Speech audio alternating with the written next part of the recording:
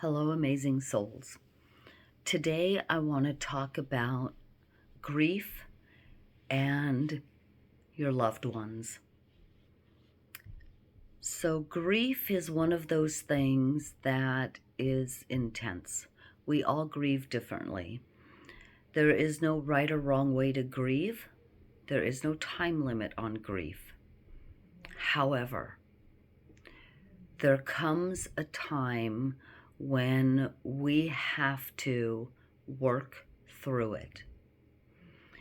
And so the grief that I'm talking about is the grief that lasts for a very long time. I'm not talking about days, and I'm not talking about weeks, and I'm not talking about months. I'm talking about years. We have to work through them. And we can't spiral into these deep, dark places of grief and stay there. It's just not healthy. If you find yourself still grieving terribly, and I'm not talking about, you have a day here and there where you're missing your loved one. I'm talking about severe grief. You need to get professional help. Seek out a counselor, seek out someone, a professional that can help you. It is vitally important for your well-being. I am going to talk about grief and your loved ones in spirit, and maybe help you a little bit through your grief. We have all lost people that mean a lot to us. A child, a parent, a grandparent, a sibling, a best friend, a neighbor. It doesn't matter. We have all lost someone that is very dear to us. And there are moments in our lives after their passing where we will have a bad day. And we will still grieve many years later the loss. It's okay. It's normal. When we grieve so harshly and so deeply for someone, it is so very difficult to work through it.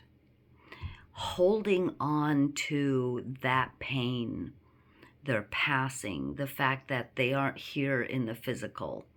We can't touch them, we can't hear them, we can't see them, is very, very difficult. It's extremely difficult. But holding on to that serves no purpose. It's not good. It is not good for us. They in spirit do not want to see us suffer. They don't want to see us hanging on to the pain. There's nothing they can do. They can't fix it. They can't make it better. They can't take it away. And we can't expect them to, because they can't. The only thing they can do is comfort us and be with us. But they cannot take it away. They can't fix it. We are the only ones that can do that. And how do we do that? Honor them. Know that they are there. Honor them. Know that they are there. If there's a book that your loved one really enjoyed, pick up the book and read it. Maybe you might like that book. And that will bring an amazing memory of, I remember when they sat there and they read this book, and oh my gosh, look at me, I'm sitting here reading this book, and laugh about it. That's an amazing, honoring memory. You're creating a happy experience, right? If there's flowers, a particular flower that a loved one really liked, plant them, nurture them, watch it grow, watch them bloom, and then look at it and say, oh my goodness, they really are beautiful. And it was created out of love. Reading that book and getting to know what it was that they liked on a different level is honoring them and creating an amazing bond and connection that is happy. And I know some of you are going to sit there and say, oh, but if I read the book, all it's going to do is just remind me of the fact that they're not here and I can't talk to them about it. Well, why can't you talk to them about it? You can talk to them at any time and say, hey, I read this book. I'm reading this book. And, I'm not getting why you like this book. Or, I'd really like that book too. Huh. Well, that's kind of cool. And then maybe read something else. You still have a connection with your loved ones. They are still there. And one amazing way of just knowing that they're there is to sit in quiet. Just sit quietly for just a little bit and enjoy just being. Like literally, just sit in quiet and just enjoy just sitting in quiet. No distractions. Just sit in quiet. And it doesn't have to be for a long period of time. But in that moment, you might feel a touch on the hand, a touch on the knee, a touch on the top of the head, kiss on the cheek. And just know that it is them sitting with you in quiet. What an amazing thing to feel something so simple and to know that it is them right there with you. They're not gone. They've just transitioned. We are here in this earthly plane to live a human life and have a human experience. We are here to experience life in all of its goodness, in all of its happiness, in all of its sadness, and in all of its ugliness. But we are here for the human experience. We are born, we live, we pass. From birth to death, everything in between is our journey. And everything in between is extremely important. And that includes the people that come into our lives, those we love so dearly. And when they pass, they are still a part of our lives. They are still there. They know what we are going through, and they understand. But listen, with grief, when we are stuck in this cycle of continuous grief, and all we're doing is dredging up all the sadness of how they passed and how painful that was and all the things that we used to do and we can't do anymore, and that was so nice and this isn't nice. Do you think that your loved one in spirit wants you to just harbor the sadness and the pain? No. They don't want you to harbor that. They want you to live. They want you to do things that makes you happy. They only want happiness. Let me give you just an example. You have a friend, and you invite your friend over, and your friend comes over, and you sit down and you talk, and all they talk about is the loss of their loved one, what they miss, what they're not going to be here for, how good it was. And, and now they're gone, and it was horrible, and now I'm all alone, and I got nothing, and I can't share anything, and, this misery, just this misery because they're not there anymore, and I can't go on because I can't because I hurt, I'm in pain, I'm in pain, I'm in pain. And you're like, I'm so sorry, I'm so sorry. And you listen. And then you invite them over again, and they tell you the same story. You invite them over again, and every time they come over, it's the same story over and over and over. And it's always sadness and pain. After a while, you would get a little bit tired of the sadness and pain, right? Because you can't do anything. You can't fix it. You can't make it better. You can listen.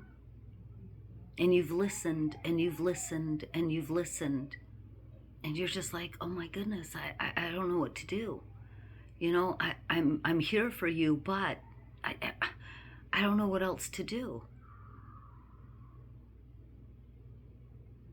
Spirit is the same way.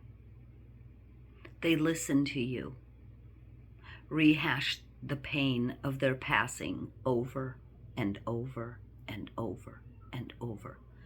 And they're just like, I don't know what to do. I'm listening. I understand. I hear you. I can't fix it. I can't fix it. I don't know what to do. Do you think that makes them feel good? The friend that you keep unloading on, do you think that makes them feel good? No. Again, this is just a scenario. This is not an actual. But look at it in this context. That friend, that invited you over, the one that you invited over and you listened to it, doesn't make you feel good. It drags you down. And eventually there comes a point when you say, listen, you need to get some help. Let's go. Let's get some help. You're either going to tell that friend, you need to get help, or you need to not come over here anymore. I can't have you here. Spirit is never going to walk away. But their hands are tied as well. They can guide you to get help, but you have to listen. And they're guiding you when people come into your life and they listen and they make a suggestion. Hey, I know somebody that you could talk to. Let's just go talk to them. Make an appointment, just talk to them. Take that guidance. They will bring people into your life to help you.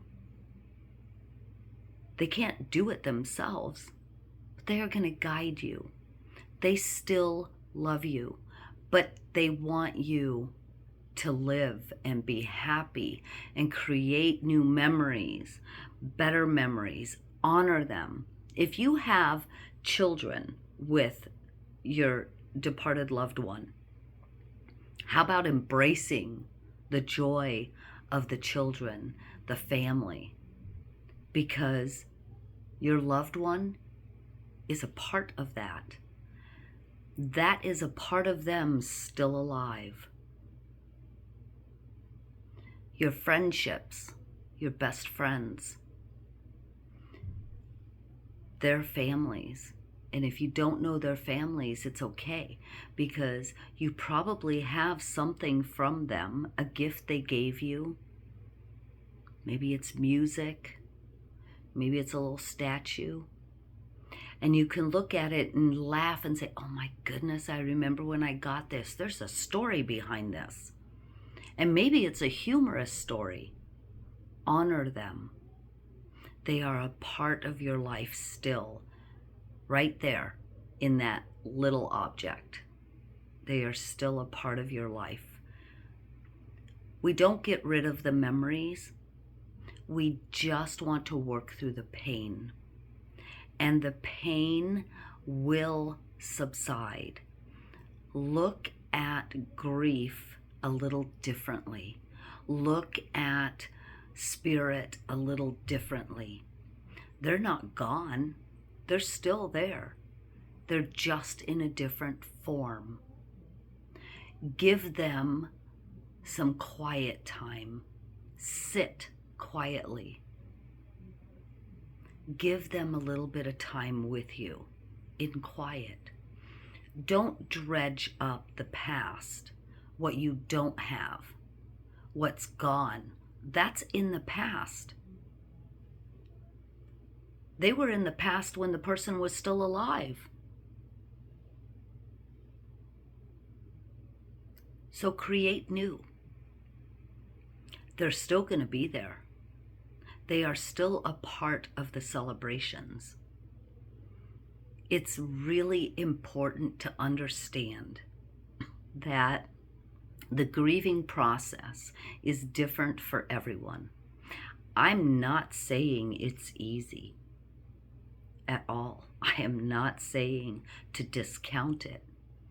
I'm just saying understand yourself and understand that spirit understands. But please don't hold their past, the past memories. Don't hold spirit hostage. They don't want to see you suffer at all. I guarantee you that if they were alive and you were slipping into, sadness and stuff, that they would probably say, hey, let's do something fun. Hey, it's not all bad. I guarantee you they would say, I don't like to see you like this. I guarantee it. So remember that. In those moments, it's okay to have pain and sadness. But then also take a deep breath and say, they wouldn't want to see me like this. Not for this long. Let me find something else to do. Bake a cake. Make some muffins. Grill a steak. Make a salad. Go for a walk. Read a book. Do something else. And say, okay, I feel better. They don't want to see you in pain. The point is, they can't take it away. We have to find a way to work through it. But just because they are gone doesn't mean they're not there. Doesn't mean they're not a part of your life. We just have to understand that it's a different life. The anniversary of someone's passing is always difficult. But how about looking at it in a celebration? They've passed and they are now free. They are free from the confines of this physical body. They have entered a new life, a new existence, free of worry, free of pain, free of all this physical stuff. They are free. They are happy and they're doing everything that they wanted to do and more. Everything that they enjoyed, they continue to do. We should be happy for that. We should celebrate that. And we should look at the passing date as a celebration of new life. Brand new life. And we take that day and make it special. We can go to their grave and we can bring them flowers and balloons and honor the memory of them, and celebrate the new life that they have and that they are still a part of our lives. It is so important to look at it in another way of moving forward, because that's what we do. We move forward. When we pass, we move forward into a new life. While we are here, we still need to move forward. We still have things to do. Honor yourself, honor their lives, and move forward, even if it's a baby step. All of that pain will eventually subside. We don't forget, ever. And we have moments where it still hurts. But if you honor them and look at them in a new light, that, oh my goodness, they are still there. They are. I can't touch them, but they can touch us. I can't see them, but they can see us. You know, I might feel them. Well, they certainly feel you. And they feel all of your emotions. Wouldn't you want to give them your happy, your love, your enjoyment, those emotions, rather than the heavy, sad, depressing, dark hole emotions? They wouldn't want that. They don't want that for us. We have to have those moments. We have to. And they understand that.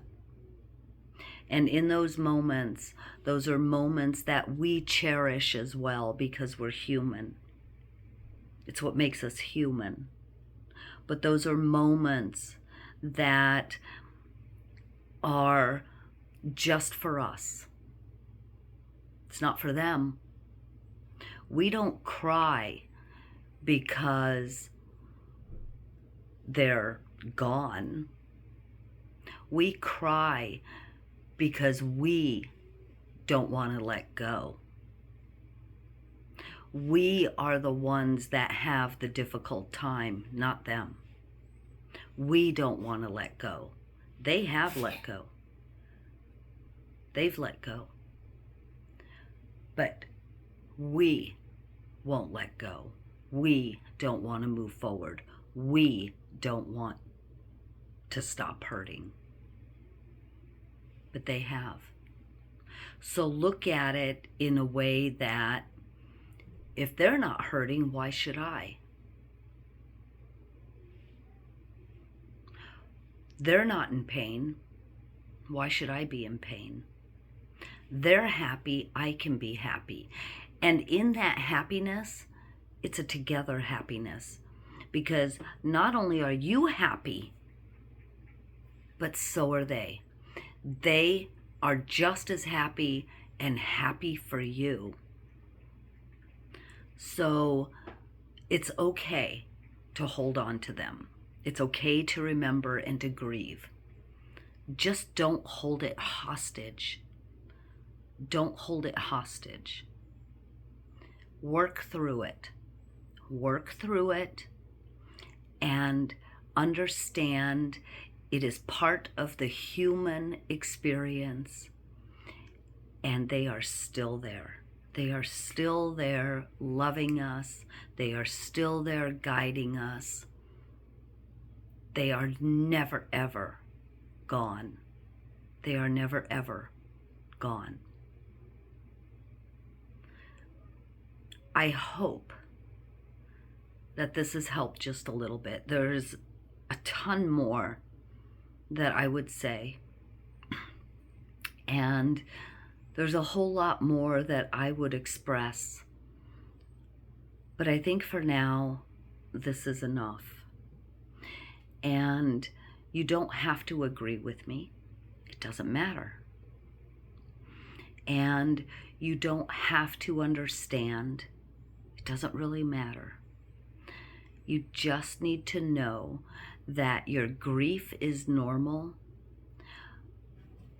But just remember that if it is difficult all the time, that may not be normal. And to please seek out some help. Okay, love you guys. Have an amazing day. To all of the amazing mothers out there, happy Mother's Day. And that includes the dads playing mom. And that includes everyone that cares for fur babies as well. We are all mothers in a sense, taking care of someone, a pet, a child, family member, or the earth. Happy Mother's Day. Love and light, guys. We'll talk soon.